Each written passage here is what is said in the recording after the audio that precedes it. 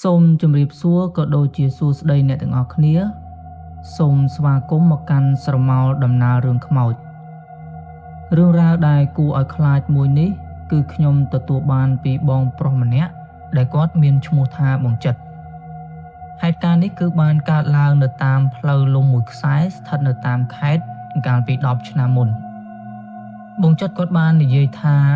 ហេតុការណ៍ដែលគាត់បានជួបនឹងគឺថាវាគួរឲ្យខ្លាចខ្លាំងមែនទែនចឹងចង់ដឹងថាបងចិត្តគាត់បានជួបរឿងរ៉ាវអីខ្លះហើយវាគួរឲ្យខ្លាចប៉ុណ្ណាតោះចូលទៅស្ដាប់សាច់រឿងពេញជាមួយខ្ញុំទាំងអស់គ្នាប៉ុន្តែដោយតែរាល់ដងចឹងបើសិនជាអ្នកទាំងអស់គ្នាកំពុងតែស្ដាប់សាច់រឿងមួយនេះនៅពេលយប់ហើយចង់ឲ្យបរិយាកាសកាន់តែគួរឲ្យខ្លាច admin ក៏ចង់ណែនាំដល់អ្នកទាំងអស់គ្នាឲ្យបិទភ្លើងបន្ទាប់មកសូមស្ដាប់ដោយយកចិត្តទុកដាក់រួចហើយព្យាយាមស្រមៃទៅតាមសាច់រឿងមួយហ្នឹង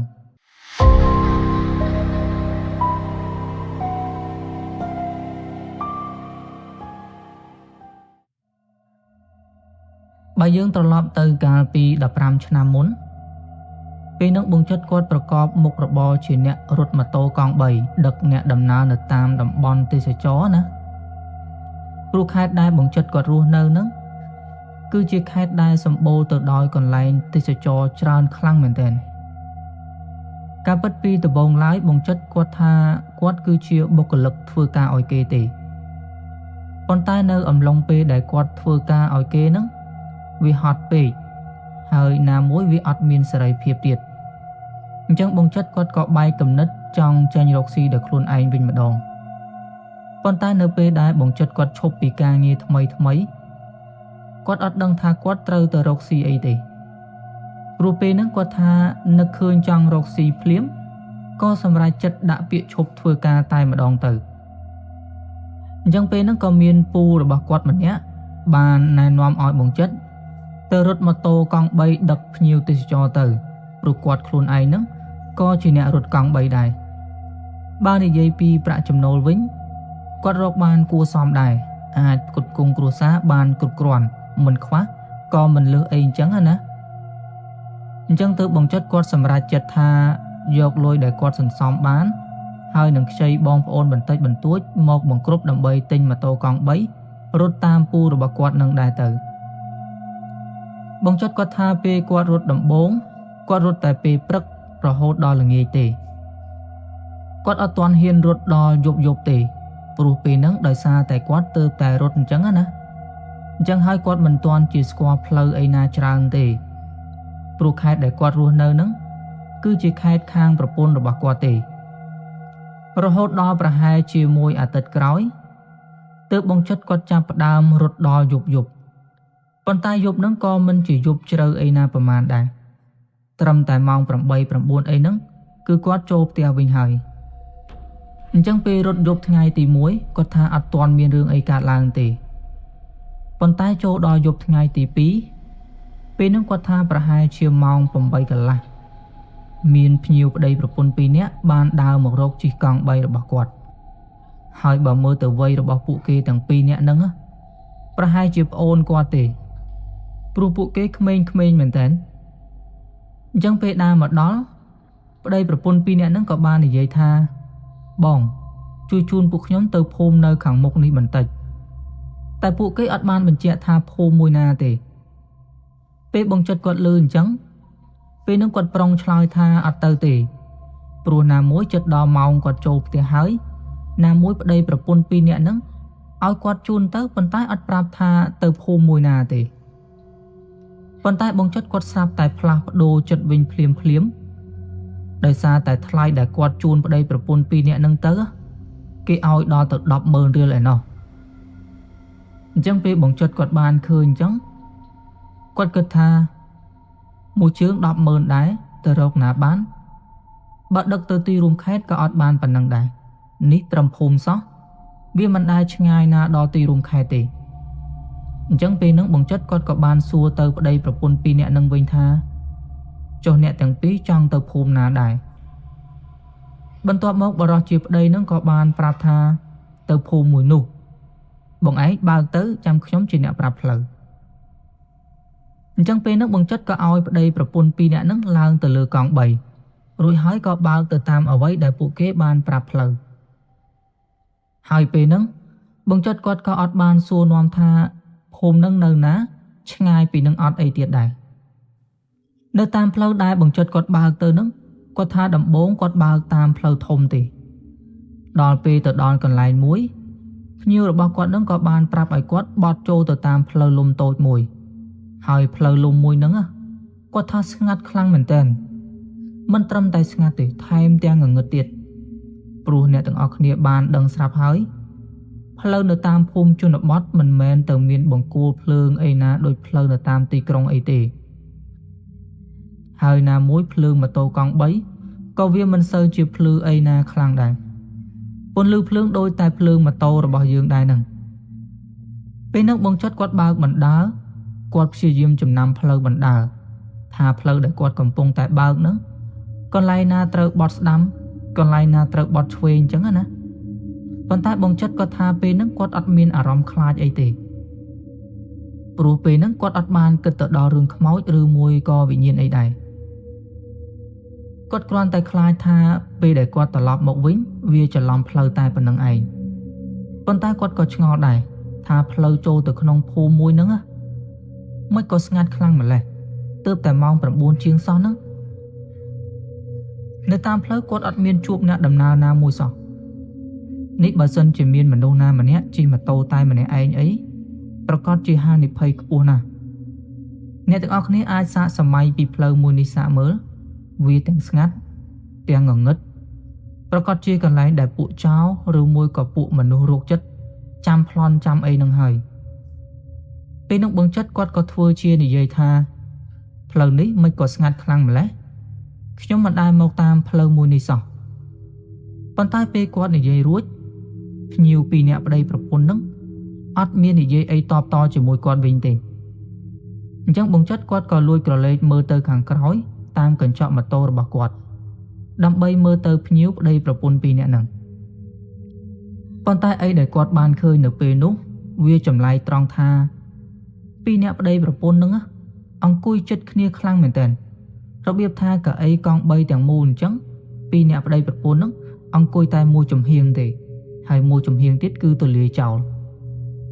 ពេលនោះបងចិត្តគាត់ក៏អត់មានបានទៅគិតអីច្រើនដែរព្រោះគាត់ស្មានតែប្តីប្រពន្ធពីរនាក់ហ្នឹងគេស្រឡាញ់គ្នាហើយអង្គុយអោបគ្នាអីអញ្ចឹងណាហើយគាត់ក៏ចេះតែបើកម៉ូតូអញ្ចឹងទៅអញ្ចឹងពេលគាត់បើកចូលមកបានប្រហែលជា3គីឡូដីក៏បានមកដល់ផ្ទះប្តីប្រពន្ធពីរនាក់ហ្នឹងហើយបងចិត្តគាត់មើលទៅភូមិមួយហ្នឹងដូចជាភូមិចំណាស់មួយអញ្ចឹង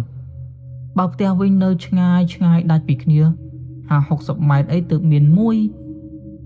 និយាយទៅអត់សូវមានផ្ទះនៅម្ដុំហ្នឹងទេដូចជាភូមិដែលគេបោះបង់ចោលអញ្ចឹងណាអញ្ចឹងបន្ទាប់ពីបងចិត្តគាត់ជូនភ្ញៀវមកដល់ផ្ទះរួចហើយទូទាត់លុយកាក់អីរួចហើយគាត់ក៏បត់ម៉ូតូកង់3ត្រឡប់មកវិញពេលគាត់ត្រឡប់មកវិញហ្នឹងគាត់ក៏បើកតាមផ្លូវដែលគាត់ទៅនឹងដែរប៉ុន្តែពេលដែលគាត់បើកមកតាមផ្លូវដែលគាត់ចាំហ្នឹងស្រាប់តែគាត់វង្វេងផ្លូវបើកយ៉ាងម៉េចក៏អត់ចេញមកដល់ផ្លូវធំវិញសោះអញ្ចឹងចុងក្រោយគាត់ក៏សម្រេចចិត្តថាបត់ទៅតាមផ្លូវមួយចុងក្រោយគេព្រោះផ្លូវបត់នៅហ្នឹងមានប្រមាណបងចិត្តគាត់បត់ចូលទៅអស់ហើយអត់មានផ្លូវមួយណាចេញទៅដល់ផ្លូវធំទេពេលទៅឆ្ងាយបន្តិចស្រាប់តែជាផ្លូវទាល់ទៅវិញគាត់ថាពេលហ្នឹងដូចជាមានគេបិទផ្លូវអត់ចង់ឲ្យគាត់ចេញទៅតាមផ្លូវហ្នឹងអញ្ចឹងណាផ្លូវបត់ពី3ខ្សែពេលចូលទៅសុទ្ធតែជាផ្លូវទាល់ទាំងអស់លើកនេះបន្ទាប់ពីបងចិត្តគាត់បើកចូលទៅតាមផ្លូវចុងក្រោយហ្នឹងស្រាប់តែគាត់បានឃើញមានស្ត្រីចំណាស់ម្នាក់ដើរនៅតាមផ្លូវតែម្នាក់ឯងពេលនោះបងចិត្តគាត់អត់បានឃើញមុខរបស់ស្ត្រីចំណាស់ម្នាក់ហ្នឹងទេប៉ុន្តែអ្វីដែលធ្វើឲ្យបងចិត្តគាត់ដឹងថាស្ត្រីម្នាក់ហ្នឹងគឺជាស្ត្រីចំណាស់ដោយសារតែមើលទៅរូបរាងគាត់ពីក្រោយគាត់រាងកោងខ្នងហើយដំណើរមួយដូចជាមនុស្សចាស់ដើរអញ្ចឹងពេលនោះបងចិត្តគាត់ស្រាប់តែគិតថាចុំស្មាននេះហើយមិនក៏មានមនុស្សចាស់ដើរនៅតាមផ្លូវទៀតប៉ុន្តែពេលហ្នឹងគាត់ក៏នៅតែអត់បានគិតទៅដល់ខ្មោចអីដែរព្រោះពីមុនបងចិត្តគាត់ក៏ជាមនុស្សដែលមិនសូវជឿទៅលើរឿងខ្មោចលងអីនឹងប្រមាណទេអញ្ចឹងគាត់ក៏បើកកង់3មកឈប់នៅខាងមុខលោកយាយម្នាក់ហ្នឹងរួចហើយស្រែកសួរថា យាយផ្លូវនេះចេញទៅដល់ណាវិញយាយពេលហ្នឹងលោកយាយក៏បានឈប់ដើរហើយបែរមុខមករកបង្ចិត្តពេលដែលគាត់បែរមុខមកហ្នឹងបងចិត្តគាត់ឃើញថាលោកយាយគាត់ចាស់ខ្លាំងមែនទែន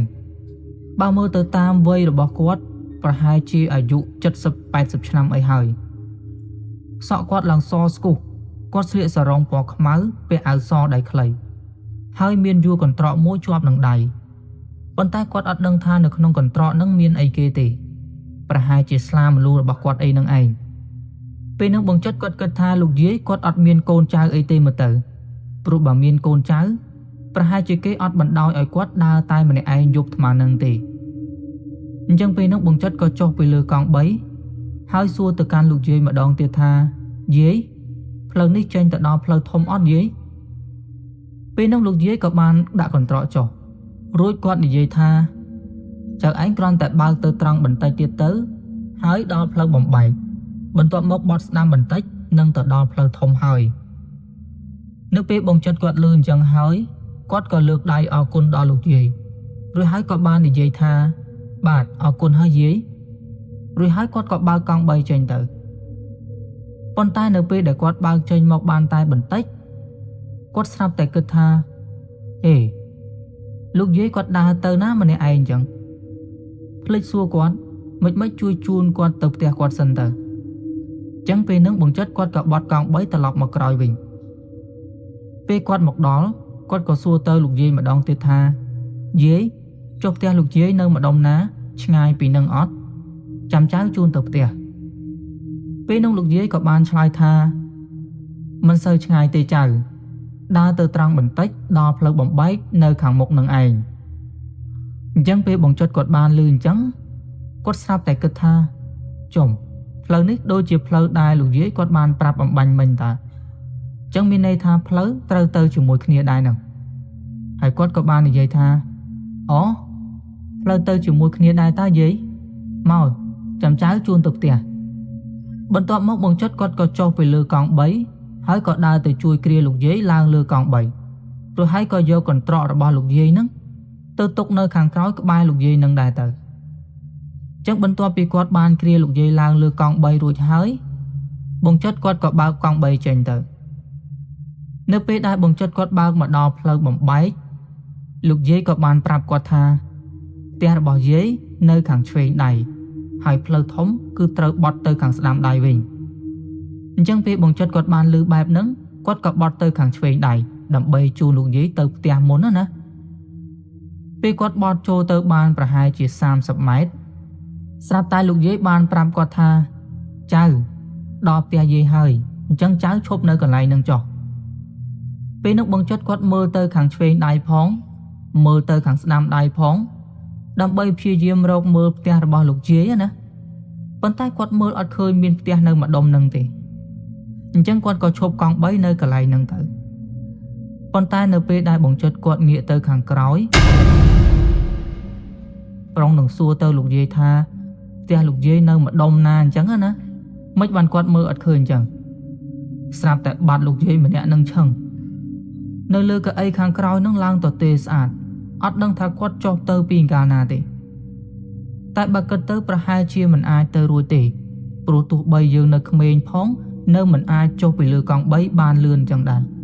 ចុះទម្រាំតែលោកយាយគាត់ចាស់ហើយណាមួយគាត់កោងខ្នងទៀតអញ្ចឹងគាត់មិននឹងអាចចុះបានលឿនអញ្ចឹងទៅ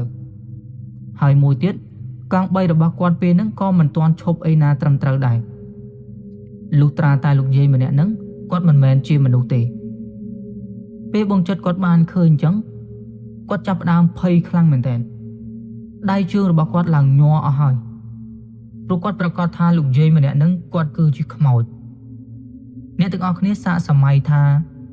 អ្នកទាំងអស់គ្នាកំពុងតែជួបហេតុការណ៍ដូចជាបងចិត្តសាកមើលតើពេលហ្នឹងអ្នកទាំងអស់គ្នាមានអារម្មណ៍បែបណាដែរអញ្ចឹងរឿងដែលបងចិត្តគាត់ត្រូវធ្វើនៅពេលហ្នឹងគឺប្រញាប់បើកកង់3ចេញពីកន្លែងហ្នឹងតាមដែលអាចធ្វើទៅបានគាត់ថាពេលហ្នឹងគាត់មួហ្គាម៉ូតូឡើងចង់ហោះព្រោះពេលហ្នឹងគាត់ខ្លាចពេកបន្ទាប់ពីគាត់បើកកង់3មកដល់ផ្លូវបំបែកវិញពេលហ្នឹងគ្រាន់តែបើកហួសចូលដល់ផ្លូវបត់ខាងស្ដាំភ្លាមស្រាប់តែកង់3របស់គាត់ហ្នឹងរលត់ឈប់អត់ដឹងថាវាកើតអីទេ នៅសុកស្រាប់តែរលត់យកតែម្ដងពេលនោះបង្ចិត្តគាត់ភ័យខ្លាំងជាងមុនទៀតអញ្ចឹងនៅពេលដែលម៉ូតូរបស់គាត់រលត់ឈប់ហ្នឹងនៅបរិវេណគាត់ងឹតស្ទើរតែមើលអីអត់ឃើញទេប៉ុន្តែគាត់ថារៀងសំណាងដែរថ្ងៃហ្នឹងវាចំខែភ្លឺមានន័យថាវាចំថ្ងៃមានប្រច័នរះអញ្ចឹងណាអញ្ចឹងពេលហ្នឹងគាត់មើលឃើញរៀងស្ទង់ដែរ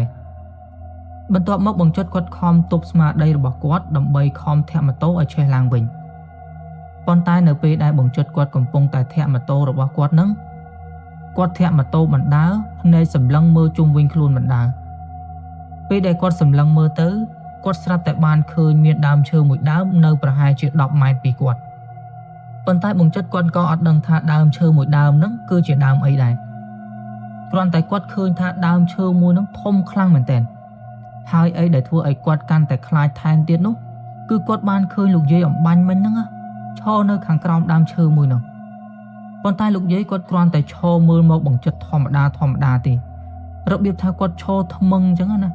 ហើយបង្ចុតឯនេះវិញគិតតែពីខំធាក់ម៉ូតូរបស់គាត់លឿនទៅតែអត់ព្រមឆេះសោះអញ្ចឹងពេលដែលគាត់កំពុងតែភ័យហ្នឹងស្រាប់តែមានភ្លើងឡានមួយគ្រឿងបើកមកពីខាងក្រោយគាត់គ្រាន់តែឃើញភ្លើងឡានបើកមកពីក្រោយភ្លាមបង្ចុតក៏លើកដៃរៀលបំណងថាចង់កាក់ឡានរបស់គេអញ្ចឹងណាទាំងដែលពេលហ្នឹងខ្លួនរបស់គាត់គឺនៅលើម៉ូតូនៅឡើយទេប៉ុន្តែនៅពេលដែលគាត់លើកដៃរៀលចាំកាក់ឡានគេហ្នឹង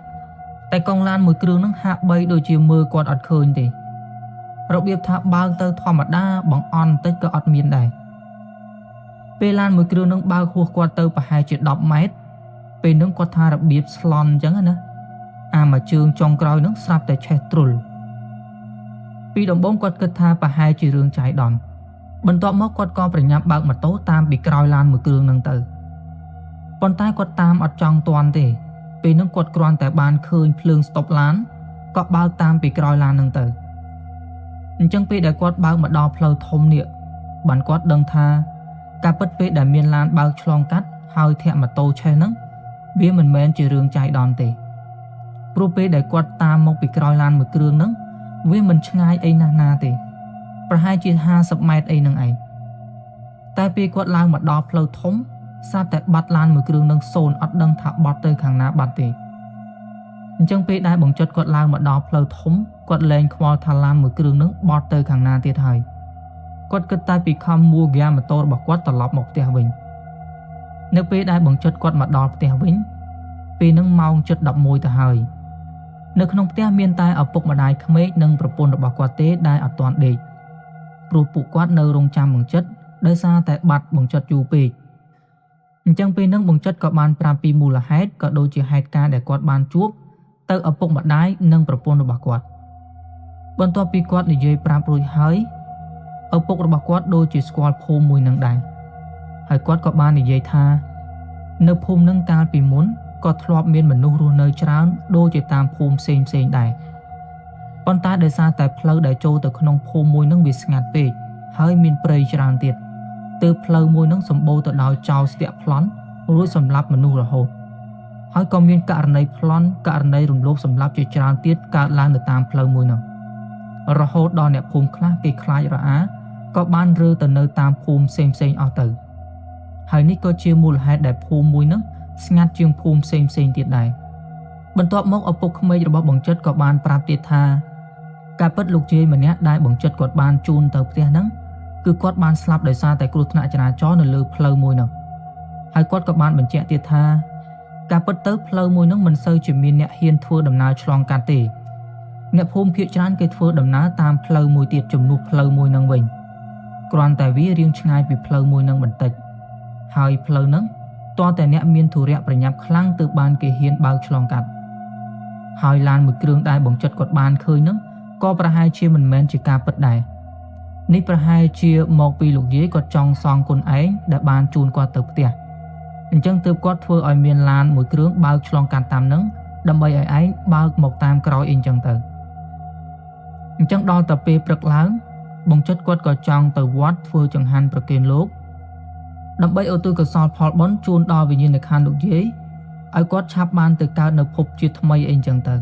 កុំឲ្យគាត់នៅតែតោលតែម្នាក់ឯងចឹងទៀតហើយចាប់តាំងពីថ្ងៃហ្នឹងមក